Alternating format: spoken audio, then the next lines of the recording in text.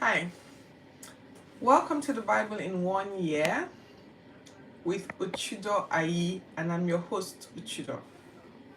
So, how have you guys been? Today is day 223,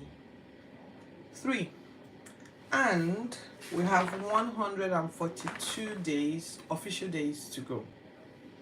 If you're joining me for the first time, welcome. This is the Bible in 1 year, where we try to cover Genesis to Revelation in a single year. There's a Bible in two-year plan, but 1 year is good enough. 1 year is good enough. I even hear that people have 3 month plans and things like that. So perhaps they do nothing else but try to read the entire Bible in a specific um, window. Anyway, this is a 1 year plan, and the idea is to read through Genesis to Revelation, and then I retell the stories for those who are not too familiar with the Bible, or just want someone to remind them of what they know already. I dramatize it a bit when I feel like I am in the mood. I lace it with Nigerian humor, and I leave the scriptures that we read in the description box every single day. This has been tough. I cannot even deny it. This has been tough. And I've had days where I had to even batch recordings because I was unable to record. Life was happening. In any case, welcome on board. Um, I'm doing this because I just want to know more about the Bible, the stories in the Bible. I want to draw conclusions for myself. I want to test the theories and the philosophies. I want to discard what is no longer serving. And yesterday I actually told a story about what was no longer serving. I hope I remember. That's episode 220, 22. Yeah. So yes, there are times like that, and I want to find help for just nuggets for life wisdom, because it's more than a nugget. It's actually a wisdom for life. Just life challenges and things like that. So well, I didn't quite set out to look for that, but over the course of the year I have had to remember some of the script stories I had read and how God came through for them, and then remind myself that perhaps God can come through for me. Hello, Korhan. You're welcome. You're welcome. So that's it. And I'm choosing to do it with an audience because I guess number one reason is that I'll be held accountable. And then number two, I don't want to do it alone. I'd love people to go read it themselves, and I'd love us to banter in the comment section, or someone like, I know this story. Is it really how it played out? Or I know this story. You're right, and but this is what I think. So the whole idea is that I don't want to do it alone. I know I don't, Bobby. Hi, Bobby. Welcome. Welcome. All right, so let's quickly get to it. We have finally finished the book of Ezra. I felt like we didn't end it properly. I'm not really sure why, but after that massive spate of divorce, that's how the book of Ezra ended. They didn't tell us what happened after that or what transpired, but I think that there's been an overlapping of stories because Nehemiah suddenly pops up next. And Nehemiah was some guy who was living in Kislev. He was in the citadel in Shushan talking with a guy called Hanani about the returnees, people who are. Thank you very much, Koran. Thank you for your kind words. So I hope you stay to the end. Okay, so a guy called Nehemiah was was chatting with a guy called Hanani about the returnees and those who had escaped from captivity, because Nehemiah was serving was working in Shushan, and they were talking about and other men from Judah, people who originally came from Judah. You know how we have a Nigerian community in Canada, that sort of thing. So maybe they're talking among themselves and stuff like that. Hello, Indian man. You're welcome. Welcome. Thank you for joining me today.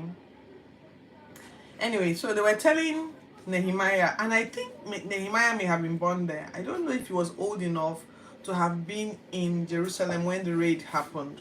So he must have been, maybe, or I'm assuming it was not written here anywhere, that possibly he was born there, but of course, you know how you still have a community of people. And they were telling him about those who had escaped and those who had survived captivity in Jerusalem, and they were narrating how great the distress was for those of them who had returned back. And then they were telling him about the attacks and then the Jerusalem wall. Of course, there were some people who were left behind. The Jerusalem wall had been broken down, even burnt. Jeremiah was like stunned, shocked, and he cried and fasted for days, saying things like, "Oh Lord, keep your covenant. Oh Lord, you who keep your covenant and have mercy, you know, please listen and hear, that you may hear our prayers for day and night, and stuff like that." He was saying, "Yes, we have sinned. You told Moses that if we were unfaithful, you would scatter us among the nations, but that if we return to you, you will bring us back to where you have chosen to honor your name. Well, we are your servants and we delight in honoring your name. So please, please grant us success. Grant us success. Grant me success. I delight in honoring you. Grant me success by making the king favorable towards me." So this is Nehemiah's prayer. You see, Nehemiah worked with the king directly. He was the cupbearer, and I guess that was a big position back in the day. Anyway, the following spring, during Artaxerxes' reign, in his 20th year, Nehemiah was serving the king. So, if you remember, 3 episodes ago, we talked about Xerxes, then we talked about Artaxerxes, then we talked about Darius. And then we talked about how Darius assisted them in building the temple, right? But Artaxerxes was listed before Darius. So I'm thinking that there's an overlap here, like I said earlier on. So while God was stirring up Darius on the other end, Artaxerxes, or preparing to stir up Darius later, Artaxerxes too was also being stirred up by God to assist. Anyway, Nehemiah, thank you for the likes. Please subscribe to my channel if you're curious about going through the Bible this entire year. If you want to do it, with someone who is doing it. If you want to know more about the stories or you are curious, please subscribe to my channel and share it with those who you think would be interested. Anyway, so he says, "What's up? What's up, Nehemiah? I don't like people looking sad around me. Why do you look heavy-hearted today? I've never seen you this way." Nehemiah was frightened. Why? Because you don't dare come before the king with a long face. You can be killed for that. But Nehemiah is so heavy-hearted that he tells the king the reason. And he says, "My people, where I come from, where my ancestors come from," meaning that he's not really the one that, grew up there. Like, where my ancestors come from is really, really, really like in ruins. So I'm struggling, I feel very, very bad. I don't know what to do, and all that stuff. So the king is like, of course he says, "Long live the king," and then tells him the story. And so the king says, "All right, so how can we help?" He was with his queen that day. And so he says, "If you send me back to rebuild it, I would be really pleased. All right, so how long do you need?" And then he tells them this is how long he needs. He's not captured here. So then he says, "One more request, sir. Please help me write to the governors of the province so that they can assist me when I'm going. Help me write to Asaph for timber, so that I could use it to build the gates, and of course build myself a house. I've not lived there before. And then also help me write to the governors to allow me travel through their region safely." The king agreed to all of that and even gave him protection, like, sent him with royal protection. So they arrived there. They arrived in so all right, so the king gave the protection and then they proceeded. When he delivered the letters, he was met with stiff resistance. Stiff resistance with a guy called Sambalat and a guy called Tobias the Horonite. I don't know where Sambalat was from again. Sambalat. And then, of course, the Amorite officials. They were all very difficult and upset that help had come for Judah. If you recall, 3 episodes ago, we talked about how they advised the king not to assist them, that they were a very rebellious city and that they were very powerful. And if you allow them build this their temple, the God of the Jews, they say, is a very, this God is very strong. Oh. So it's best that you just keep them, you know, their heads bowed. Don't let them rise up because they are difficult people. And the king agreed and shut them down. Hello, Ali Abo. Welcome. Welcome. I see you. I see you. And I salute you. Oh, thank you. Al Walid. Thank you. Thank you for subscribing. Anyway, so they challenge him, you know, and they're not like totally happy at all. Of course, but they arrived safely, and after 3 days of rest, they began to inspect the place. In fact, Nehemiah got up at night and began to talk to you too. Nehemiah got up and began to inspect the place at night, just with a few people, and then only him was even riding a donkey. He was the only one riding a donkey. So he was inspecting the place at night, and he didn't quite tell them what he was looking for. So they just thought he was visiting, maybe he'll just stay for a few months and then he'll go back. But he had plans because he's looking around and thinking, all right, I've seen how damaged the area is. I'm going to meet with the people now. So when he was done looking around, he looked all the way from the valley gates to the jackal walls, to the dung gate, to the fountain gate, you know, and the pool, you know, inspected the entire thing. In fact, the rubble was so much that his donkey couldn't climb the rubble. Anyway, when he was done, he met with the priests, the nobles, and the officials, and then shared his plans with them. Guys, I'm here because I think we should rebuild the wall. We can't continue to leave the wall exposed like this. It's dangerous and it's a shame to our country. So the king had offered help. The king gave me blah, blah, blah, blah, blah. So really, let's get this done. And everybody was on board. Then those guys, Sambalat and Tobias, and then Geshem the Arab, they scoffed at them, rebelling. You guys are rebelling against the king, are we? What are you guys planning over there? What are you guys planning over there? Does the king know what you're planning? Are you sure the king approved of this? Anyway, Nehemiah replies them, God will help us. You guys have no share, legal right, or historic claim in Jerusalem. So a guy called Eliashib, the high priest, started, of course, they shared themselves along the wall and they started building. So Eliashib started at the sheep gate and dedicated it, set up its doors all the way to the Tower of Hanel. People from Jericho walked beside him, next to them, handling portions of the walls that had broken down. And then a guy called Zaku Imri was beside the Jericho people along with his construction team. They handled the fish gate. Then Tekwa leaders were beside the Zaku guy, but there was a lot of strife in that team and they refused to take supervision. Anyway, by the time they were done, they handled the old city gate. They skipped a section near the broad wall, and then they proceeded to the valley gate, the dung gate, and began to set all of them up, put up their pillars. So if you've watched all these old films of the past, you know, you see that walls were not just simple walls. They were like walls that people lived in. There were walls that had security. The gates were so massive, it needed several people to live. So even just setting up the gate was a big deal, you know. So you can see how many people are dedicated to the temple. So I forgot to mention here when we started earlier on that we follow a prescribed structure guide from this daily Bible reading guide. And every single day we look at an Old Testament, a New Testament, a Psalm, and a proverb. So we just finished, and that rounds up our Old Testament today. Our Old Testament portion today.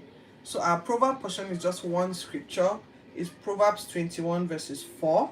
And it says, a haughty look and a proud heart and plowing of the wicked are sin. So no pride, wicked are sin.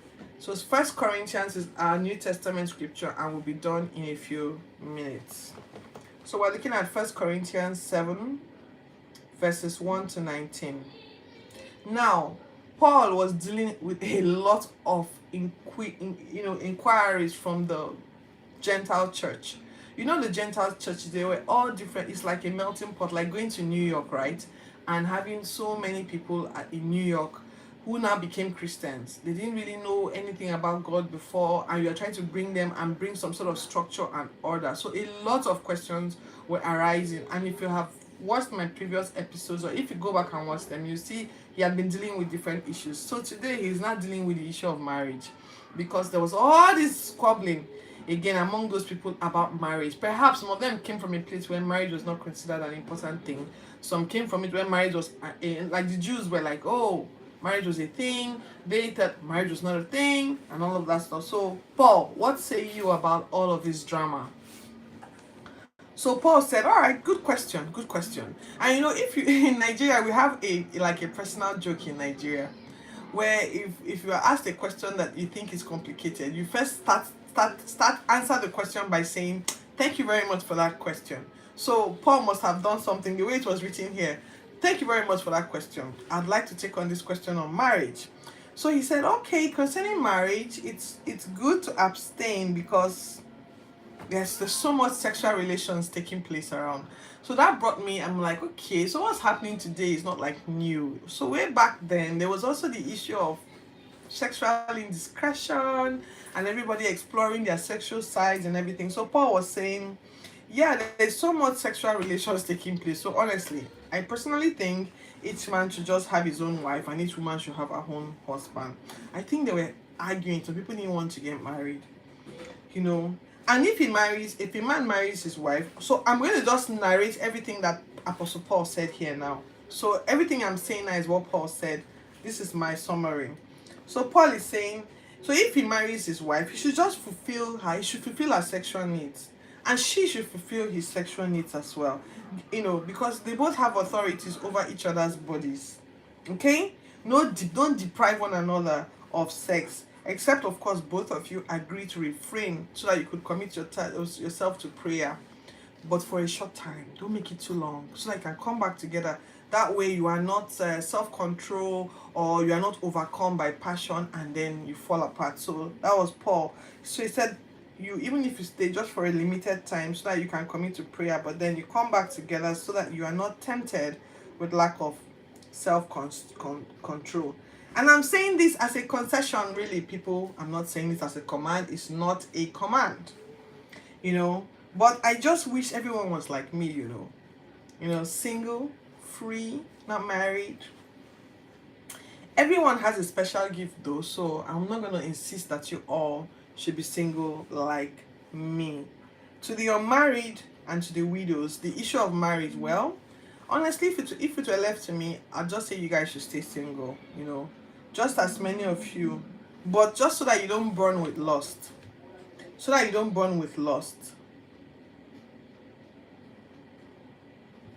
Go get married. However, so if you're married, you can stay married. If you're married, you can also stay unmarried. Hi, Tama. Thank you. I see this is the first time I'm having someone from today's Israel joining my live stream. So we're basically going through the Bible and we're looking at some things that are happening here. So we're currently in Corinthians, where Paul is addressing people from Corinth in Europe. All right, so he says, if you're married, stay married. If you're a married person, and the person chooses to stay married to you, stay married. If she chooses to leave, or if he chooses to leave, stay single or be reconciled to your spouse. So Paul was the issue of, so the Jews always embraced, like, divorce was a thing in the Jewish religion. But when Paul was addressing this issue, Paul was like, God was not, Paul was saying that, look, you guys, however you were when you became a Christian, just stay that way. If you were married, you can stay that way. If you were married, you can stay that way. You understand? Personally, I think you'd be able to serve God better if you were unmarried, because I'm just saving you the hassle. Marriages can be a bother. Marriages can be, and he goes on to say that, as for the rest of you, this isn't a direct command from God. If you are married to an unbeliever and they are willing to stay married to you, then let them stay with you. But if they leave, let them leave as well. You're no longer bound to such a person, okay? Okay? But if you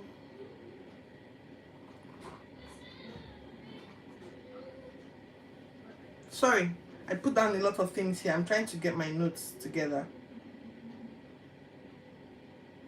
If you're married to, for instance, if a believing spouse is married to an unbelieving person, that believing spouse can bring holiness to the marriage, and vice versa. If a man is a believer, he can bring holiness to the marriage.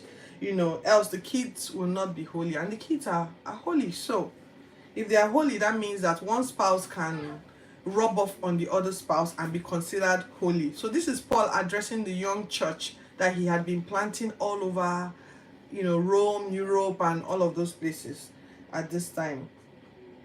He says, if the unbeliever chooses to leave, though, let them go. In such cases, the remaining spouse is no longer bound to that person. God has called all of us to live in peace, so don't make it a big deal. Your spouse can be saved because of you, So manage whatever situation you find yourself in.